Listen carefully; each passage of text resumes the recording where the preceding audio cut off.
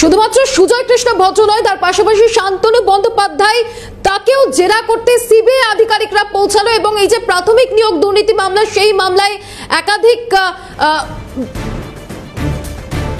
শান্তনু বন্দ্যোপাধ্যায়কে জেরা করতে সিবিআই পৌঁছালো।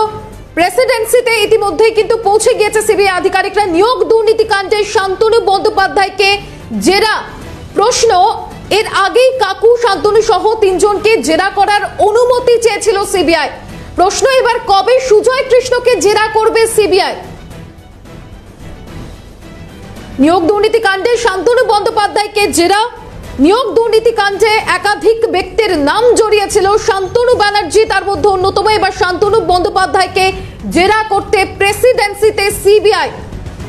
সুজয় কৃষ্ণ ভদ্র, শান্তনু সহ তিনজনকে জেরা করার অনুমতি চেয়েছিল সিবিআই এবং তারপর এবার শান্তনু বন্দ্যোপাধ্যায়কে জিজ্ঞাসাবাদ করতে সিবিআই আধিকারিকরা। নিয়োগ দুর্নীতি কাণ্ডে শান্তনু বন্দ্যোপাধ্যায়কে জেরা। ইতিমধ্যেই প্রেসিডেন্সিতে পৌঁছালো সিবিআই আধিকারিকরা, সেখানে জিজ্ঞাসাবাদ পর্ব চলবে বলে জানা যাচ্ছে।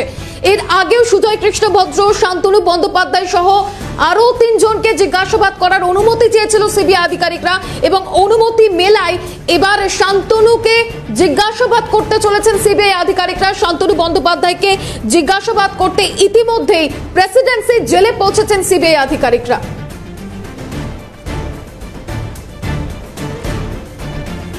শিক্ষক নিয়োগ দুর্নীতি মামলায় একাধিক ব্যক্তির নাম জড়িয়েছিল, তার মধ্যে অন্যতম শান্তনু, যাকে ইতিমধ্যেই জিজ্ঞাসাবাদ করতে সিবিআই আধিকারিক তারা পৌঁছেছেন প্রেসিডেন্সি জেলে।